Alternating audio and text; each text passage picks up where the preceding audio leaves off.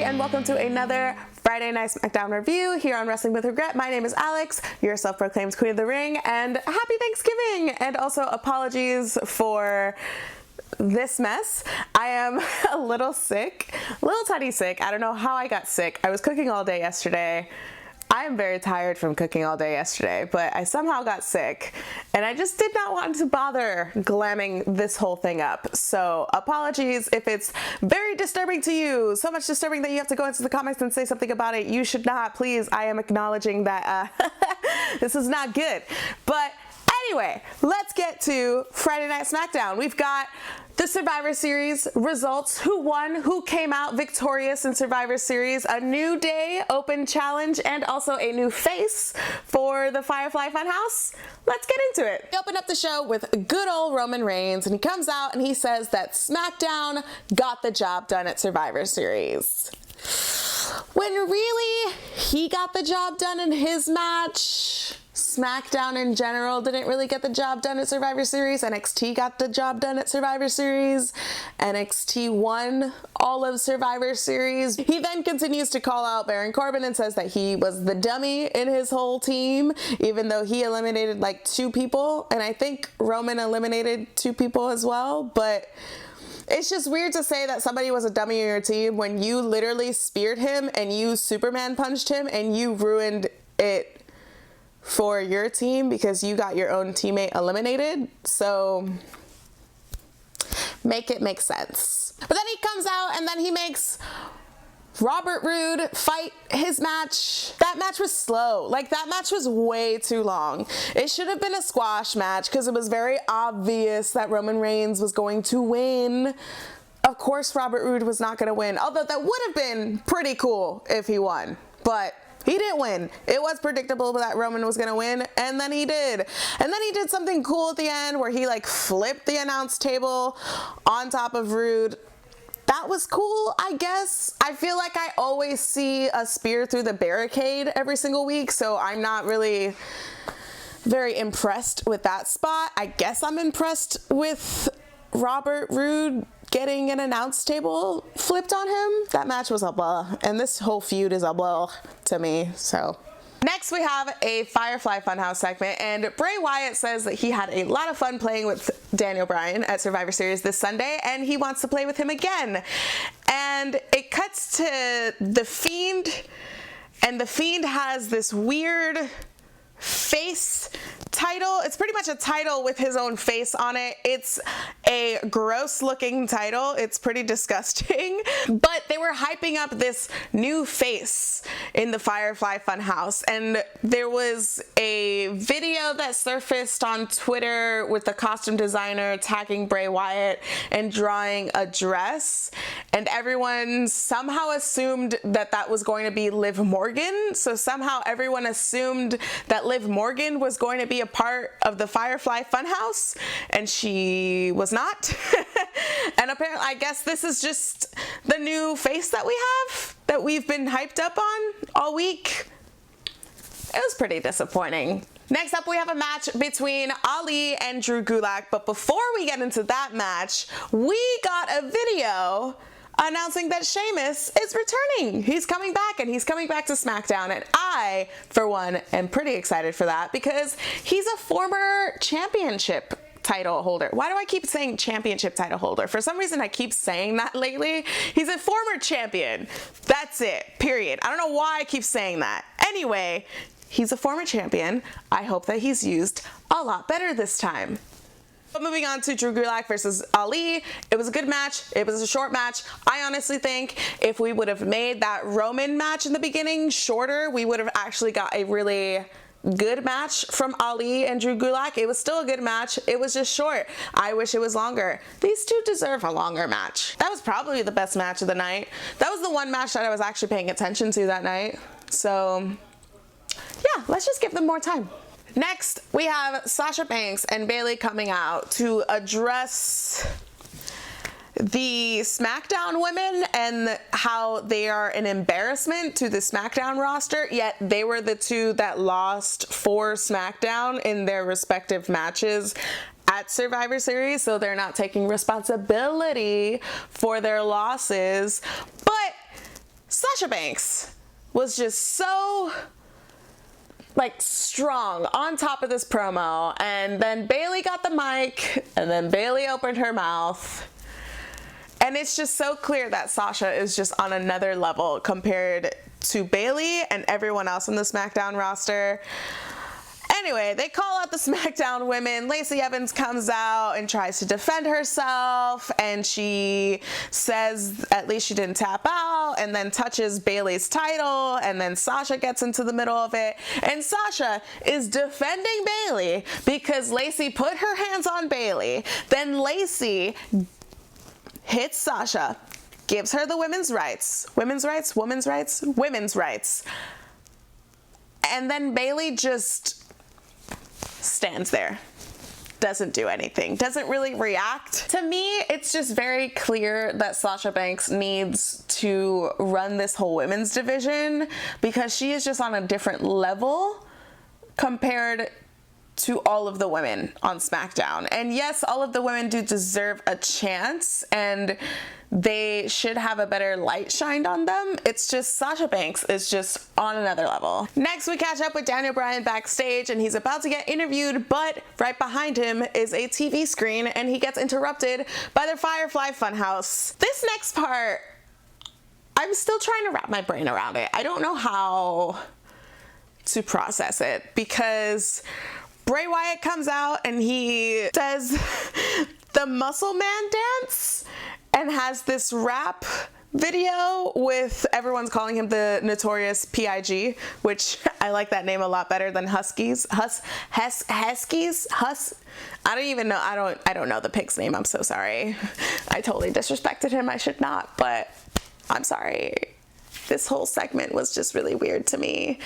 Although it did bring like the fun element to the fun house. Now let's talk about the most underwhelming return that happened tonight. And that was, spoiler alert, Alexa Bliss. Okay. This whole thing, this whole segment was trash. Sonya Deville and Mandy Rose are already in the ring. They get a jobber entrance, whatever. Nikki Cross comes out.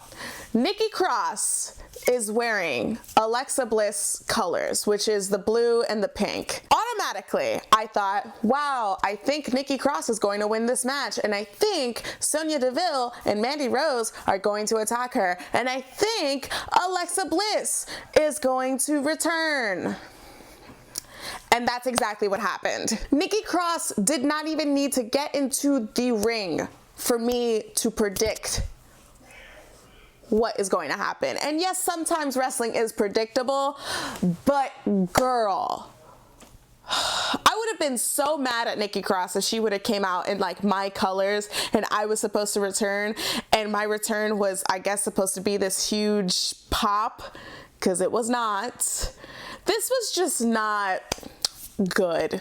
Next, I want to touch base really quick on this backstage segment that happened between Miz and Daniel Bryan, because I actually thought this was the best thing to happen tonight, because the Miz goes to Daniel Bryan and is basically giving him advice, and he says, like, I should be the last person to be giving you advice, but you are important to the locker room. You shouldn't face Bray Wyatt, sorry. You shouldn't face Bray Wyatt. I just really hope that they build off of this little segment and their history together, because they had a feud together when Daniel Bryan came back from retirement, but it wasn't a good feud. It wasn't the feud that we all deserved, especially what they deserved after building so much from talking smack. And then even when Daniel Bryan was retired and he was away, the Miz still like dug on him deep and talked smack,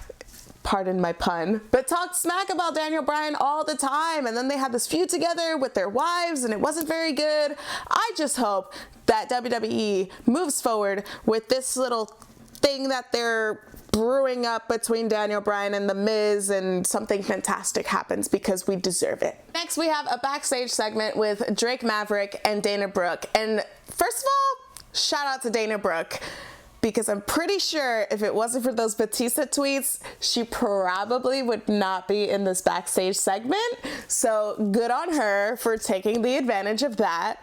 But Drake Maverick comes up to Dana Brooke and is creepy and tries to kiss her with a mistletoe over her head. Creepy, creepy, creepy, creepy, creepy. But then we get the best return of the night. Sorry, Alexa Bliss. Elias comes back.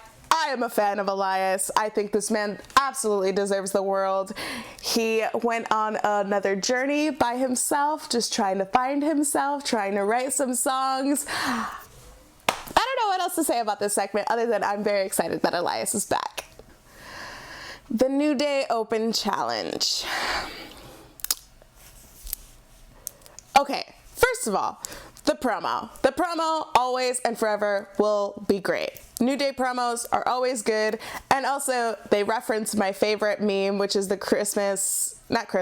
Thanksgiving meme of greens, beans, potatoes. I'm not going to sing it because I'm not going to sing it well. But that is my favorite meme. So, of course, they open up their little segment with a fire promo. Or I think it's a fire promo.